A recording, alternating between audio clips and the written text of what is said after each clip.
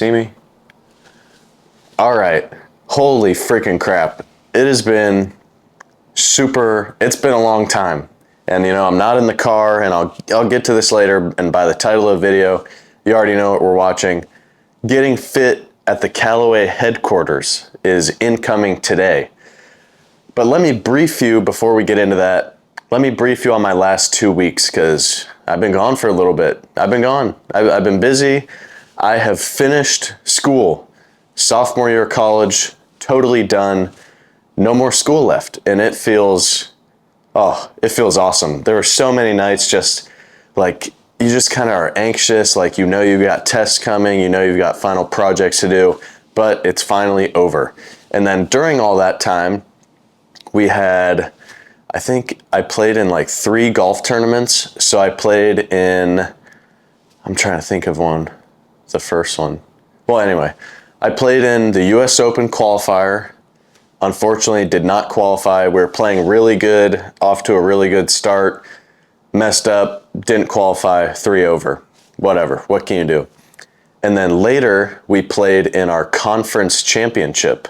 So pretty much in Division III golf, you play your normal kind of season, you play your normal season, and then there's conference championships. And that's pretty much like a qualifier into the national championship. So most cases, you have to win conference to go to nationals. But we were all kind of on our high horse thinking we were just going to breeze through and win, which obviously we knew we were going to have to play good, but my team, we played solid, but just not our sharpest self, and we got second. So we lost in conference, and lucky enough, we got an at-large bid into the national championship. So because of our like previous history, we were good enough. Now we're going to the national championship, and that's actually, I leave in 2 days for that. So then I flew to California. I'm in California right now. Traveling was hectic. I was up since, I woke up in the morning. My flight went from Columbus to Chicago, and then Chicago to San Diego, and then I had like a 45-minute drive to my hotel. I have no rental car here because I'm 20 years old. I can't even rent a car, so I had to Uber from the airport to my hotel. It was crazy. And then after today, I'm gonna wake up tomorrow, fly back from California to Chicago, Chicago to Columbus. And then the next day after that, when I get back, I'll fly from Columbus to Vegas, and then we'll play in the national championship from like the 14th to the 17th, I believe it is. So it's going to be a crazy schedule. I've just been trying to prep, really work on the swing, and today is going to be awesome. I'm so excited to get fit. It's going to be sweet. But for now, I've got like 5 hours to kill, and I'm like 2 miles from the beach, and I'm not about to Uber for 2 miles. I'm going to try and walk there. We're going to see what's going on, what's up with the beach, and film a little bit of it. And then we'll walk back, get ready for the fitting, and head that way. So let's go see how this walk is going to go. It honestly looks like there's a freeway right next to me, so that doesn't seem the best for walking. But let's go figure it out. Let's go see what's up with the beach. Excuse me. All right, so I was just walking like way down there, and I stumbled across this big ass like flower field.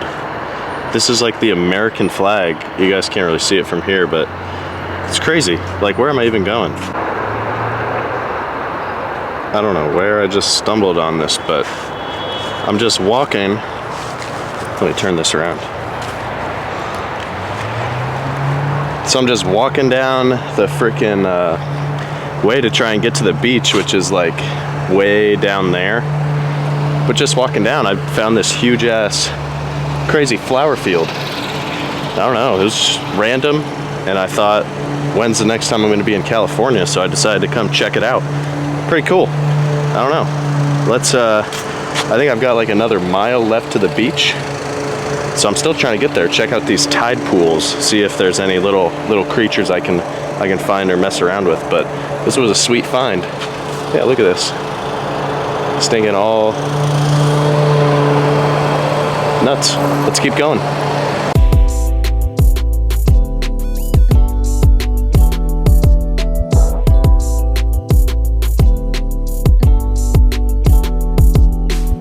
All right, after like a 4-mile walk, like jumping through flower fields, freaking going any which way, I finally made it. Let me move my bag here. Made it to the beach. Check this shit out. All right. How cool is this? So you got all this. There's like cliffs over there. And I forgot how big the waves were. Obviously, I guess you can't really see them good, but way over here, we got some dudes surfing, checking it out.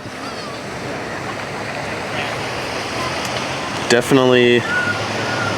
definitely been a good pastime before the fitting. The fitting's at 1:30. Right now it's like, what time is it even? 11:15. So I kind of got to get going here soon. I want to get to the fitting a little bit early, but this was pretty cool. Down here, like a little walkway. No dogs on the beach, but I'm gonna walk around a little bit more, then pretty much call it. But well worth it.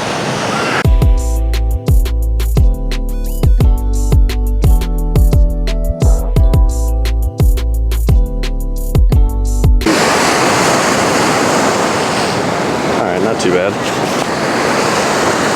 My Air Maxes are not the best for walking. All right, this is sweet.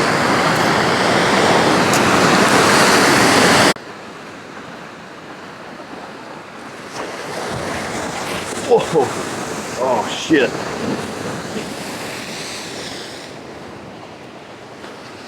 I don't even know if you guys could see that, but I almost just fucking ate it.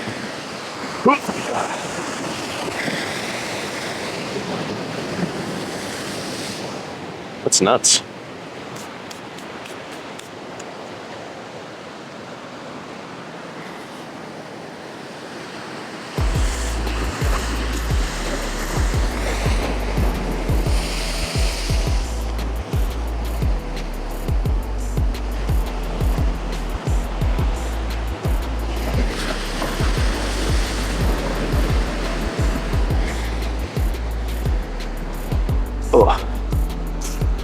Oh, it is crazy slick right here.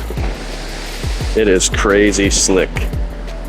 So really what I'm thinking right now is I could have just been sitting in the hotel doing jack shit, nothing. Oh, that's a huge wave coming. Holy cow. I could have been doing jack shit, nothing. Instead, I decided to get off my butt, walk 4 miles. Oh shit. That was a big one. Walk 4 miles, check out the ocean, see some surfers, do whatever. And I gotta say, that was freaking worth it. All right, let's get back without eating shit again. Pretty cool. Let's see, are any of these surfers getting any action? Oh, there's one. No. It seems like it's pretty low tide now. When I was sitting over there earlier, it was a lot higher. This is cool.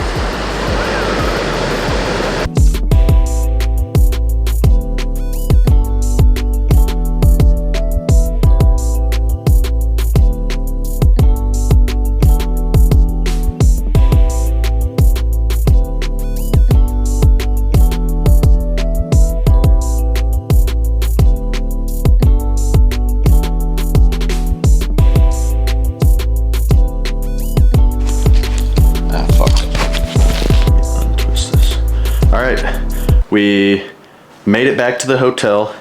Now it's time to change, charge up my camera, my mic. One thing about this camera, I mean, it saps the battery like a motherfucker. But also, I guess, you know, I was gone for like an hour. But that was super sweet. We walked all the way to the beach, saw some dolphins, walked through like a flower field. That was just so random, but that was super fun. I wish I had another day here just to kind of spend some time, honestly, like get in and swim around or do something. Honestly, I would like to try surfing, but that'll be for another trip. Now let's get ready, change, get something to eat, and head to the fitting. So let's go. All right, so this is where we're gonna be situated. We've got the TrackMan, you know, and this place is freaking beautiful. So this is where Callaway Performance Center. Oh, you guys can hardly see me. Pumped to get this fitting started. I'm gonna loosen up, and someone's gonna come out and meet me, and we're gonna get this going. See what kind of clubs I'm gonna want. Try them out. Hopefully, it's gonna be all good. Let's get started. Let's warm up.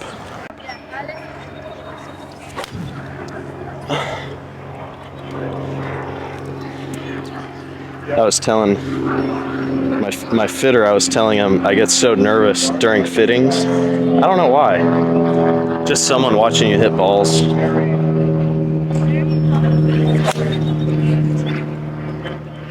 What do you want to use, once I hand you your 6-iron, what do you want to use to aim at for a target? Maybe like that white stake out in front of the bunker. Yeah. I've calibrated that.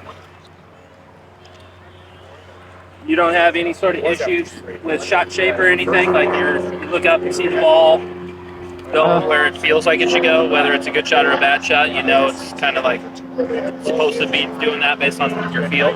Yeah, pretty much.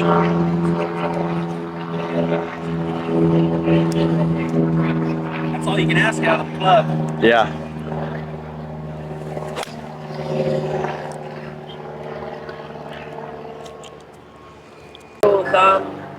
For spin, I don't know if you have target spins for each of your irons, but most players at your speeds, tour speed or higher, want to spin it in the ballpark of 1,000 RPMs per number on the club. Yeah, it's like 6,000 roughly. 6 grand on a 6-iron. You don't want to get close to 7 grand. That's when you start feeling like the ball can't hit the end of the wind shot, downwind, it goes too far. Yeah. Doesn't go as far as you feel like your iron should go because it's ballooning on you. Yep.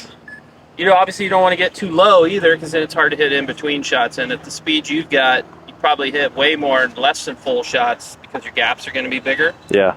Then you hit like stock full shots throughout the course of a round. Yes. So on a less than full shot, you want to make sure that swing still has enough spin for like maximizing your control. Okay. If your full swing's spun low, like with 6-iron, low would be 5 grand. You would have a hard time hitting the in-between shots. So you want to be like plus or minus 500 RPMs generally from the number that you're swinging. All right, perfect. Oh.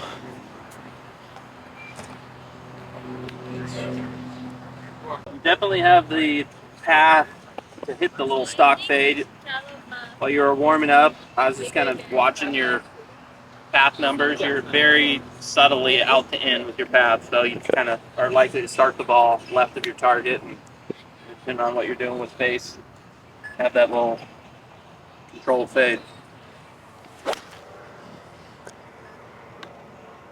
And you're kind of on the steep side too. Not the steepest player ever, but you're definitely not like a picker. Yeah. And you got 100 miles an hour swing speed with 6-irons, way above average. Even Tour PGA or you could say Korn Ferry and Live Tour, all the guys that are playing in their prime. Yeah. That's above average. So when you combine those three things, fade, shot shape, meaning like open face relative to path, pretty steep attack angle, 100 mile an hour swing speed, you're going to put a lot of spin on the ball. So this 6-iron is 27 degrees, which is, you know, on the stronger side for a tour lofted 6-iron. Okay. But you need it. Yeah. You're still spinning the ball high with the strong lofted iron and the strong, the low spin ball.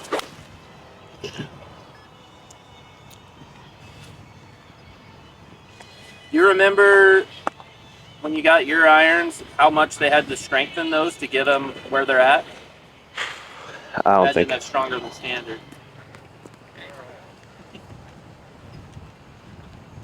If we go with these CBs, and 27 is the right loft, that's 3 degrees strong. Okay. And I like where your spins are at. You're 6,500 on average there. Good. On those last 4 where you're getting nice little cuts, 6,400. All right, gotcha. Good. Right where we want it. That's right where it's carrying normalized. Okay. Thank you. But you use TrackMan for practice or? I use a quad usually. Okay, so normalized is what quad is always set to, and on TrackMan, you're hitting into the wind, like you're hitting into a pretty good wind here. Those are only going like 180. So you hit normalized, and it takes the headwind out of the equation. And uses an algorithm to tell you how far a ball would go under normal conditions. You're right at 200. Gotcha. Yeah, this does feel a little shorter. Yeah, let me know after you swing it a few times if that's something where you're like, no, it's way more comfortable with what I've already got, or if you think you like this. Okay. I've honestly never thought my clubs were long, really. Yeah. Like Yeah, they slip so one thing that extra length does, if you had a bunch of players hit standard length versus extra length, on average, guys are going to swing the longer one faster, and they're going to typically hit it with more spin, too. Okay. So if you wanted to have clubs where you flight it down easier than what you have, I think your trajectories look fine. You're not off the charts high spin, but you're really strong lofted to kind of get it there. If you liked flighting it down and you didn't want the super strong lofts on all your irons, kind of hit the right spin windows, a little shorter shaft might contribute to helping that. Yeah, I would like that. At your height, we see a lot of guys use standard length. We see a lot of guys use quarter inch over. Okay. We see some guys go all the way to a half inch. I gotta adjust to that. Yeah, I mean, take a couple swings to adjust to how that setup feels. Definitely feels different. Nice. You like your shafts, these nip-ons? Yeah, I really like them. Common one to see for someone thumping it as hard as you are. Yeah, they're pretty good. Pretty heavy, pretty stout.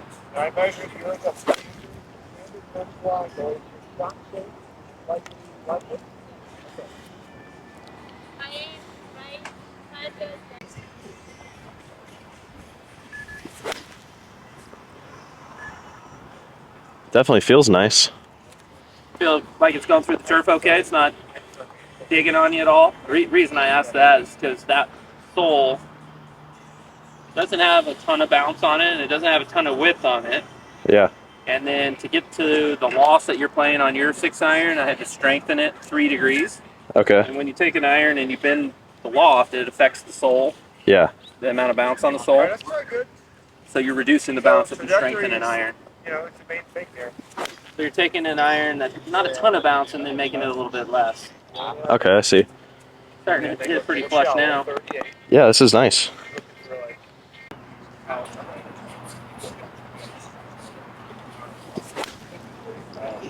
Now you're almost spinning it like you might want to spin it a hair more. Okay. Some of these are under 6,000, which isn't low.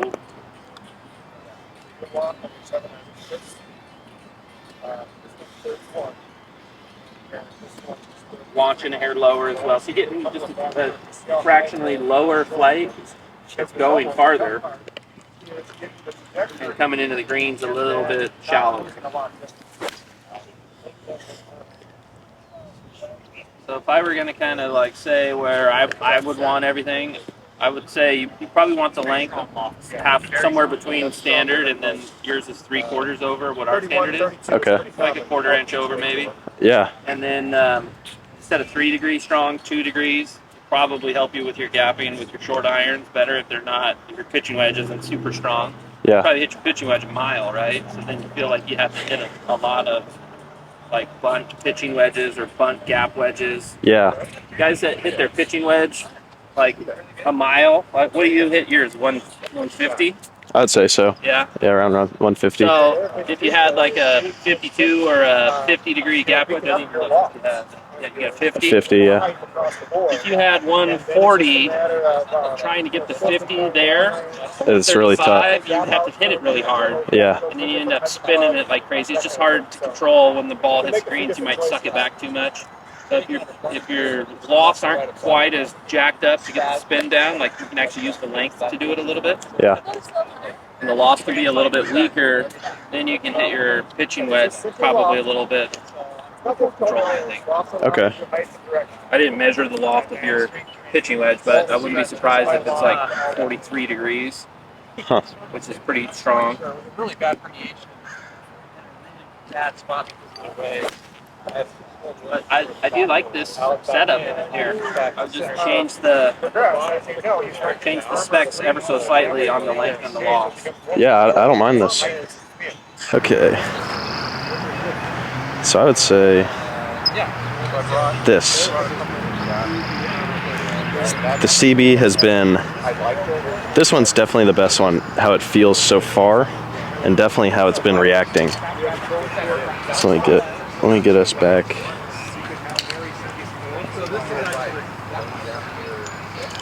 I want to hit like a few more with this.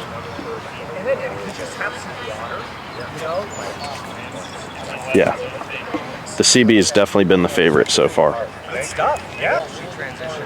Just a low, flighted down fade. Yeah, this is money. Oh my goodness. So this isn't quite a blade. It's more of a, it's honestly like an in-between club like my Strixons were. But so far I'm hitting this definitely the most flush and the most consistent.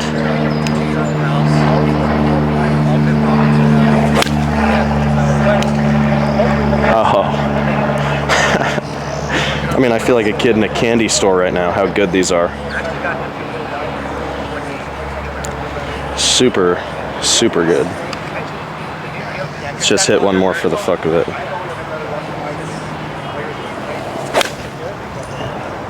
You know, a little bit more heavy, but that was still super good. Now I'm gonna try to, when I was talking with the fitter, he literally pointed out like almost everything that I struggle with when it's my pitching wedge and my gap wedge, kind of the gaps that I deal with between. We're gonna try and fix that, and then up with my 3-wood I wanna fix. But this,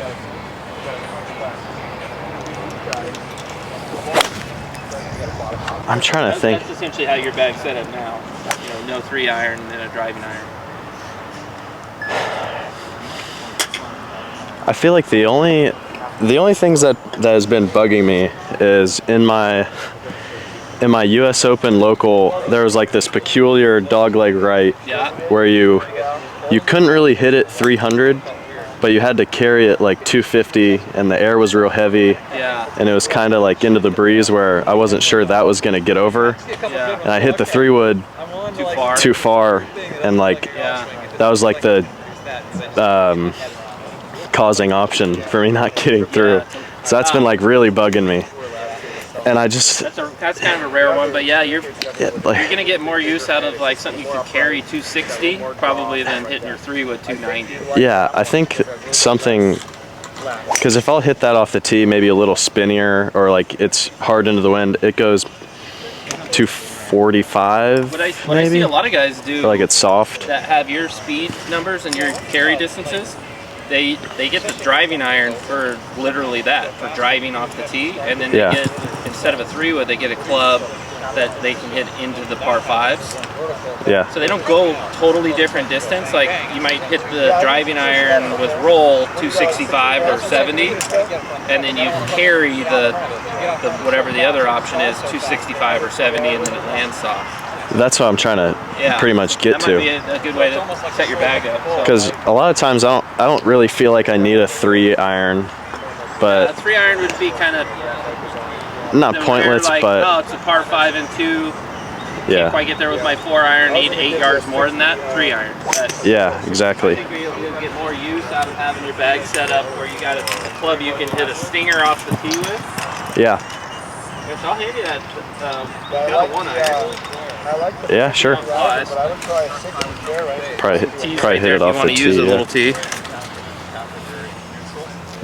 I don't see a lot of guys use the 1-iron. Almost everyone hits it too low, but yeah, I've some hit the 2-irons or the 18 degrees not far enough. I don't know if I quite hit it not far enough. I'm not sure, honestly. Yeah, we'll see what we get here. Well, yeah, if you don't have a need for the 3-wood, I really so just... we want this to be your second club off the tee. Yeah. And then we want the whatever we put in the bag instead of a 3-wood to be your carry a certain number, land soft, whether that's the weird shot off the tee that you had in your qualifier or into a long par 5.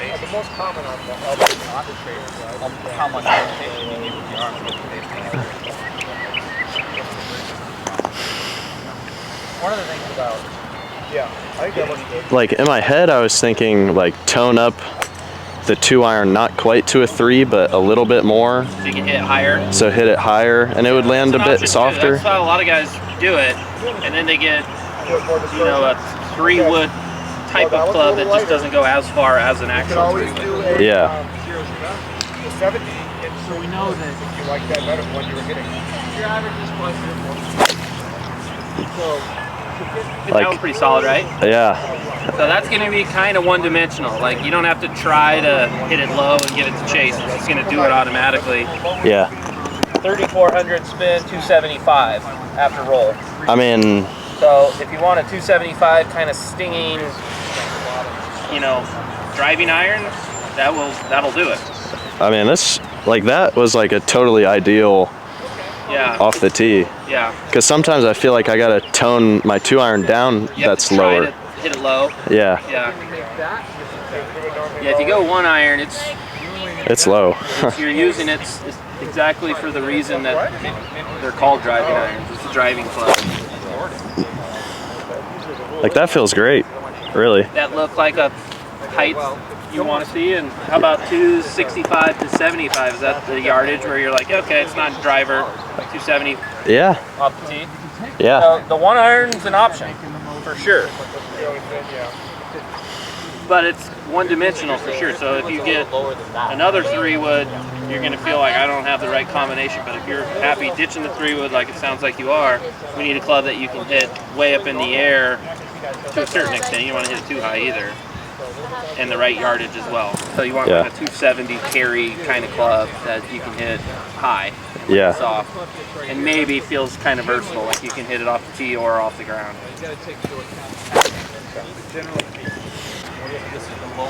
Same club, just shorter shaft. Gotcha. Degrees more loft.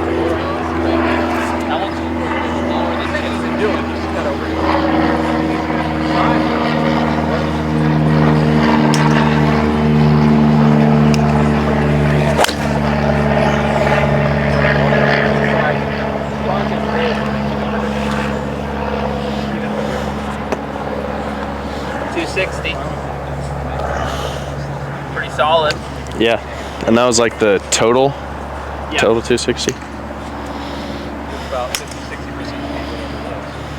Yeah. It really goes up or something. So yeah. That's stuff you want to stop. Oh, we got no shortage of 3H. Some of these come out kind of low. So yours are still.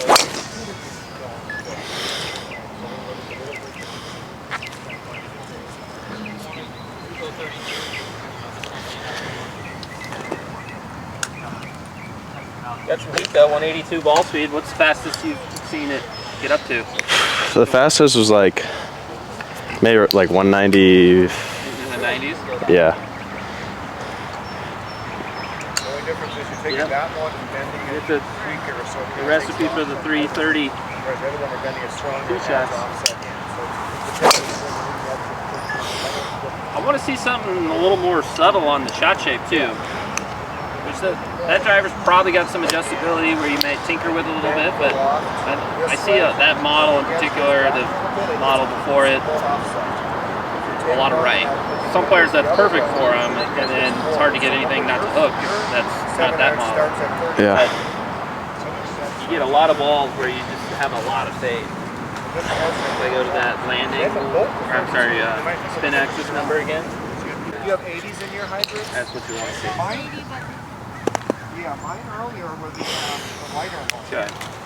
Yeah, mine was I think this 75. might be the ticket here. Okay. So a little bigger head, I think, geez, maybe a touch more loft. I actually measured the actual loft gears. It's kind of strong. It's 8.5 degrees. Yeah. You can do a graphite design 75. This one's a little bigger head. It's not our low spin model. It's a little bit more of the neutral model on both shot shape and spin. Okay. We'll see if we get like a nice little controlled cut Yeah. with the consistent spin in that like 24, 2500 RPM window. It'll be perfect, whatever you gotta do to find that Callaway setup. shaft into UW. And then hybrid stuff. What's the difference? there. How long are your shafts? How long the driver shaft is? Like 45? Perfect there. Yeah.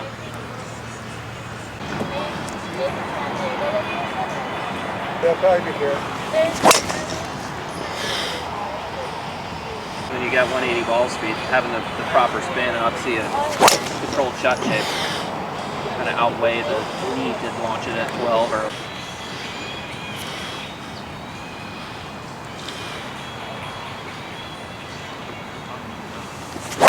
Right around the same ball speeds. That's pretty far off the toe, I think. Forgiving driver, huh? Yeah. That's your miss hit. That one was 315 at your target. Yeah, it's not bad. It's good.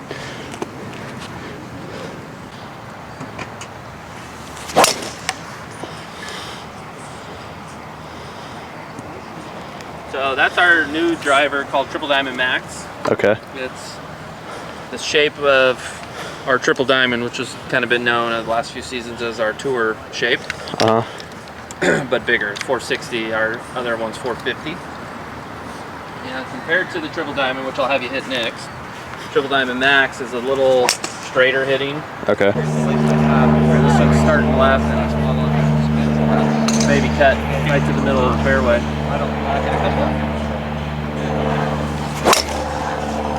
Like that. Yep. Yeah, this is pretty good.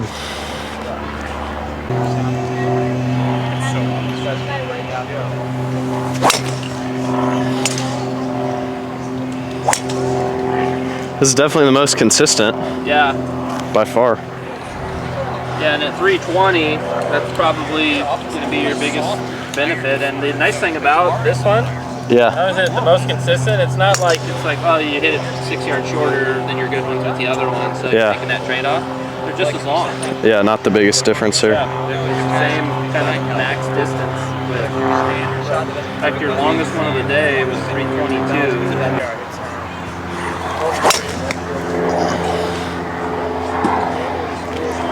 Yeah, this is good. Sweet.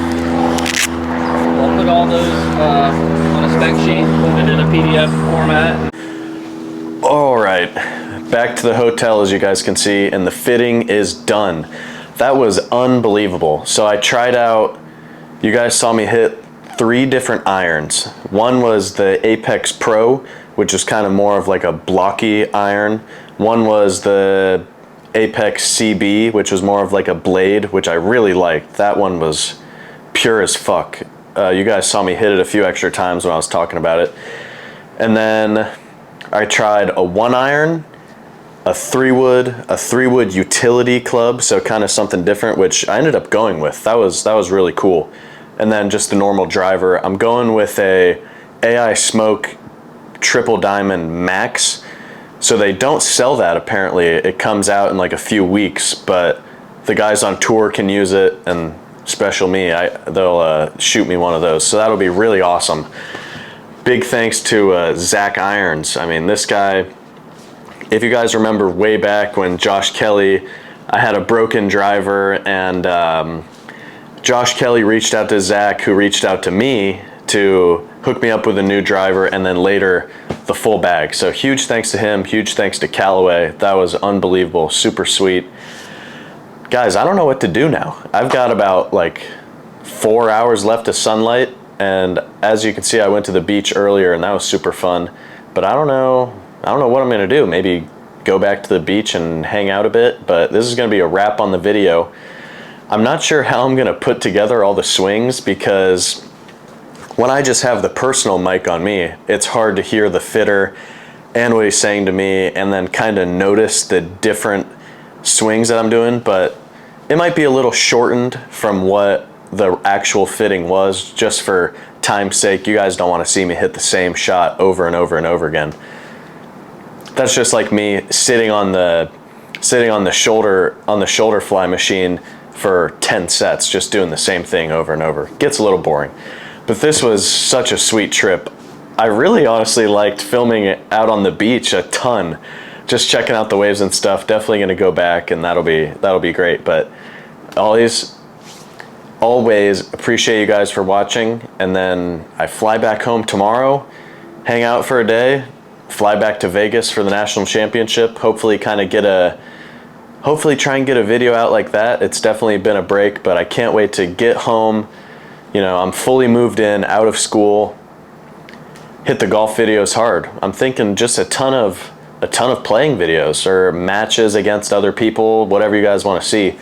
But I'm starting to think for the Good Open at French Lick, I think Sam's going to be my partner. I was talking to Zach about, he was really pushing it. He was saying, get Sam out here, let's play. We'll send him a bag of clubs and we'll run it as partners.